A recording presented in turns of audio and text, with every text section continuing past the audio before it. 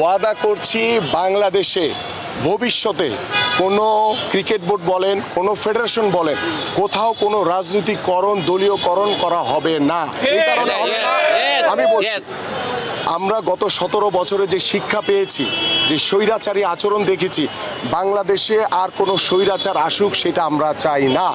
এবং এটার অন্যতম কারণ হচ্ছে যে স্পোর্টস হচ্ছে একটি মানুষের, আপামর সাধারণ মানুষের একটি জায়গা, সেখানে কোনো দলমতের কোনো ভিত্তি আমি দেখি না। এবং আমি বিশ্বাস করি যে রাজনৈতিকরণ মুক্ত যদি আমরা করতে পারি, দলীয়করণ মুক্ত করতে পারলেই বাংলাদেশের যারা অরিজিনাল মাঠের যারা ক্রীড়া সংগঠক তাদেরকে নিয়ে আমরা প্রত্যেকটি ক্রীড়া ফেডারেশন, আমাদের ক্রিকেট বোর্ড আমরা সাজাতে চাই। সেখানে কোনো বিশেষ দলের কাউকে প্রাধান্য দেওয়ার কোনো সুযোগ আর হবে না এবং দেওয়া যাবে না।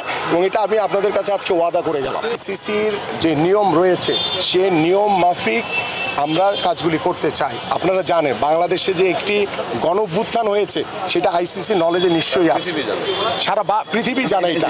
তো সেই জায়গা থেকে চিন্তা করে আমরা ক্রিকেট বোর্ড, আমাদের ফুটবল ফেডারেশন সব জায়গাতেই ইন্টারন্যাশনাল যে নিয়ম আছে সেই নিয়ম মাফিক সব কিছু ঠিক রেখে আমরা পরবর্তী এবং প্রত্যেকটি কার্যক্রম করতে চাই। আমি বলছি যে কোনো বিশেষ দলকে প্রাধান্য দেওয়া হবে না। যারা ক্রীড়া সংগঠক, দল তো করতেই পারে কেউ, সেটা আওয়ামী লীগ হতে পারে, সেটা বিএনপি হতে পারে, সেটা অন্য সংগঠনেরও হতে পারে। সকল সংগঠনের আমরা যেটা বলতে চাই যে কোনো বিশেষ দলকে প্রাধান্য দেওয়া হবে না। এখানে সবাই যারা মাঠের ক্রীড়া সংগঠক, যাদেরকে দিলে আমাদের ক্রিকেট বোর্ড কিংবা আমাদের বাংলাদেশের স্পোর্টস এগিয়ে নিয়ে যেতে পারবো, যেখানে কোনো বিতর্ক থাকবে না। যে বিতর্কটা আজকে আমরা করছি যে রাজনৈতিকরণ করা হয়েছে, দলীয়করণ করা হয়েছে, এই বিতর্কের ঊর্ধ্বে থেকে আমরা পরবর্তী কাজগুলি করতে চাই।